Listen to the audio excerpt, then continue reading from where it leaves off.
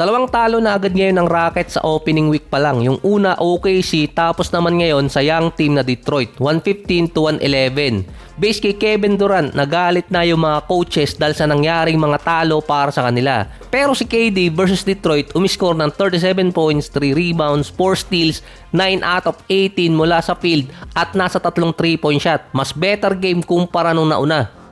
Nasa 2 games pa lang yung ibang mga teams pero nasa 11 player ang nag-a-average ng nasa 10 free throws pataas. Ang number 1 doon si SGA, number 2 si Luka, pangatlo si Zion. Parang SGA era na talaga ngayon dahil padamihan na ng free throw shot. Sumakto pa kung kailan inimplement yung Dillon Brooks rule. Versus Detroit, 48 free throws ang Rockets. Pinakamarami doon si Kevin Durant. Pero natalo pa rin sila kontra sa 23 attempts lang ng Detroit.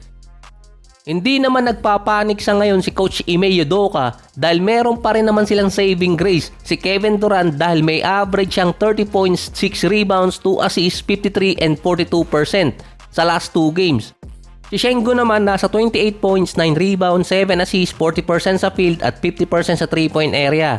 Kahit may combine na 58 points si Kevin Durant at si Sengun, ang Rockets pa rin ang pinakamababang team pagdating sa field goal percentage.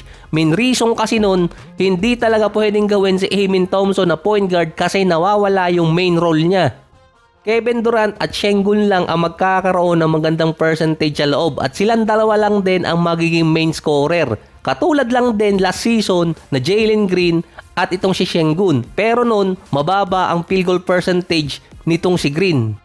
Na-resolve naman kahit paano yung problema sa offense pero nagkakaproblema naman sa defense. Isa sa major advantage nila last season. Ang lakas pa naman ni Amen Thompson sa preseason pero nalimit siya ngayon sa 14 points, 3 rebounds, 3 assists, 40% sa field at 0% sa 3-point area dahil 0 out of 8 pa rin siya sa beyond the arc.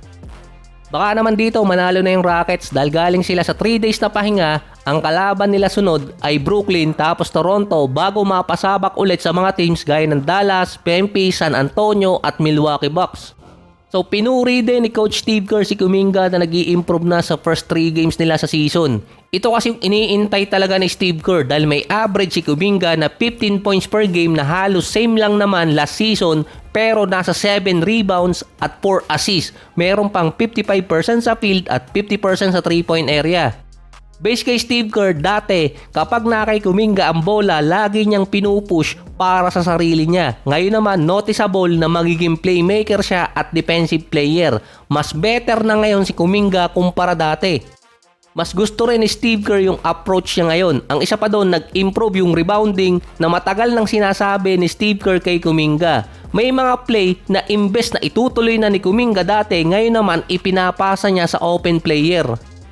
Sa 3 games ni Kuminga, meron agad siyang 31 minutes at hindi na siya binabangko sa dulo. First time sa karir niya na ganun kahaba ang nilaro niya sa unang 3 games sa season.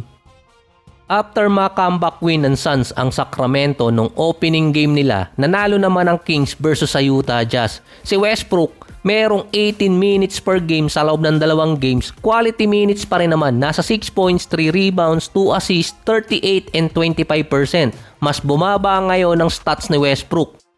Nagiging defensive player na rin si Westbrook pero base sa kanya wala pa talaga siya sa rhythm pero nasa kondisyon naman siya. Ikalawang beses pa lang kasing nakakalaro ni Westbrook ng 5-on-5 dahil ang last time niya sa Nuggets nung nakaraan season pa.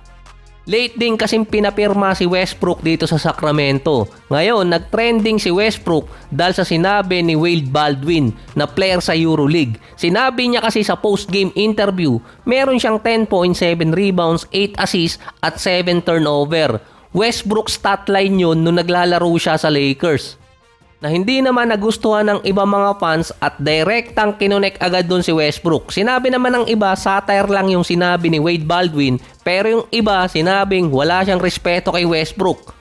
Ang sunod kasing makakalaban ng Sacramento, Lakers. Ngayong season, virtually, parang pinapakita na ni Westbrook na naiinis siya sa LA. Meron na rin kasi mga patama itong si Westbrook. Si Wade Baldwin naman, humingi na rin ng tawad kay Westbrook online.